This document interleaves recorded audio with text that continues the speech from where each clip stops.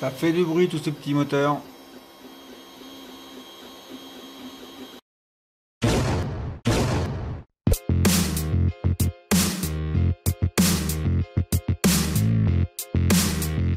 Alors ces deux petites pièces sont faites pour venir s'intercaler entre chaque moteur et le châssis de l'imprimante 3D. Elles sont constituées de deux plaques métalliques, à l'intérieur desquelles on voit un petit joint en caoutchouc qui est censé absorber les vibrations générées par les moteurs. Alors on a un petit problème, c'est qu'on a deux petits picots ici qui vont empêcher le fait que cette plaque là sera bien plaquée soit contre le moteur, soit contre le châssis de l'imprimante.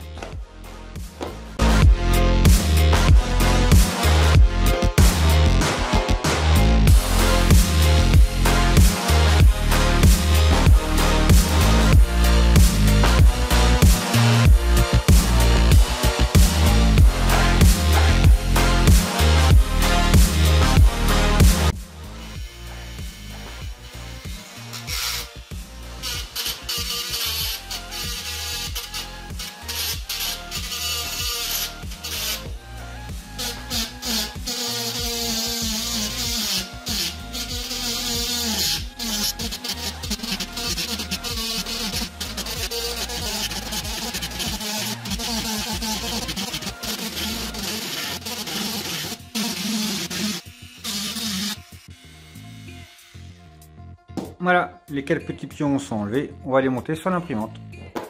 Alors on va monter le cache du capteur de fin de course.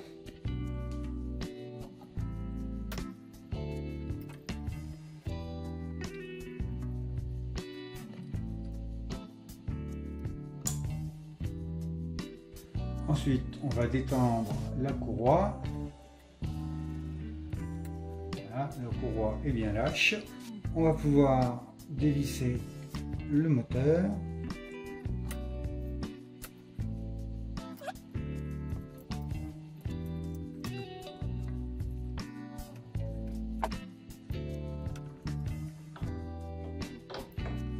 Et on a notre moteur.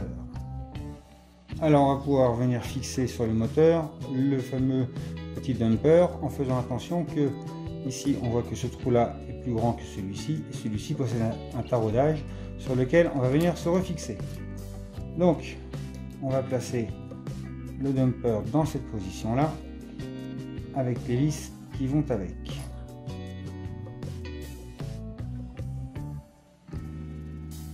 Voilà, on serre bien le tout.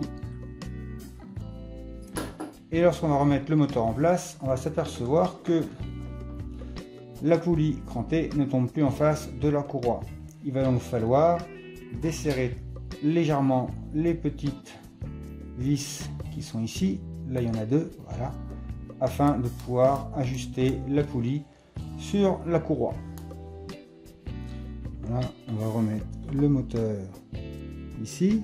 On va bien vérifier que la courroie pourra bien passer. Voilà, il n'y aura plus qu'à ajuster après. Et on va fixer les vis dans le petit dumper. Alors il faut vérifier où est-ce que se trouvent les vis. Elles se trouvent là.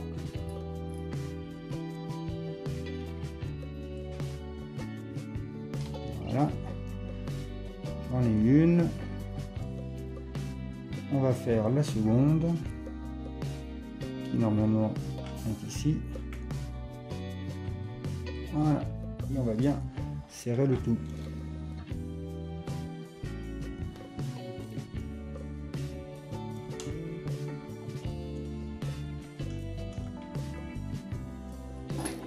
La courroie, on va remettre la poulie en face de la courroie.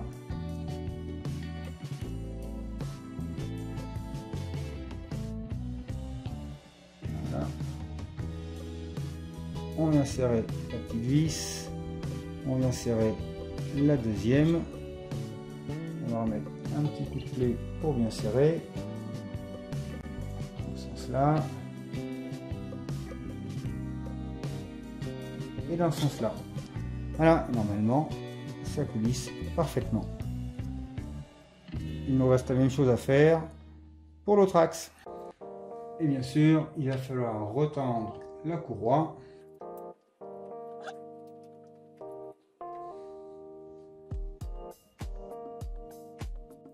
Et bien sûr, il ne faudra pas oublier de remonter le petit cache qui contient le capteur de fin de course de l'axe X.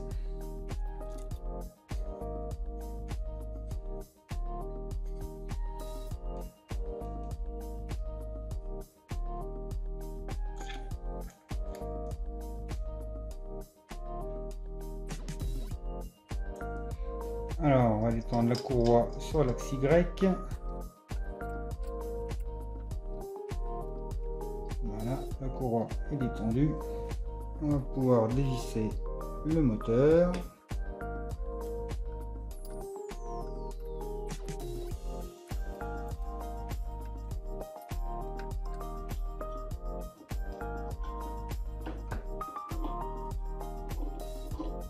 Et voilà. On va recommencer la même opération.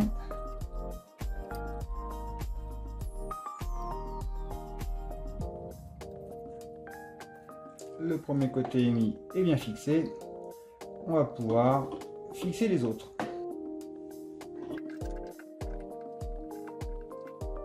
Et le deuxième un peu à l'aveugle pour la vidéo, ce qui va pas être très pratique.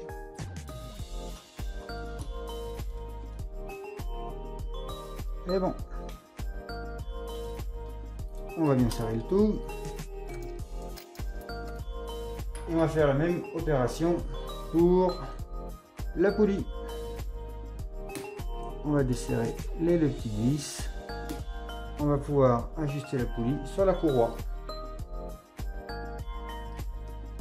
Voilà, on va serrer les petites vis. Un deuxième coup de clé pour être sûr. Et il n'y a plus qu'à retendre la courroie.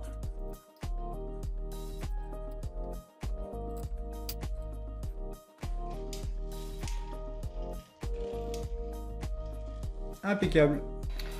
Alors voilà, après le montage de ces petits dumpers, si on écoute bien, et ben le résultat est drôlement efficace, drôlement impressionnant.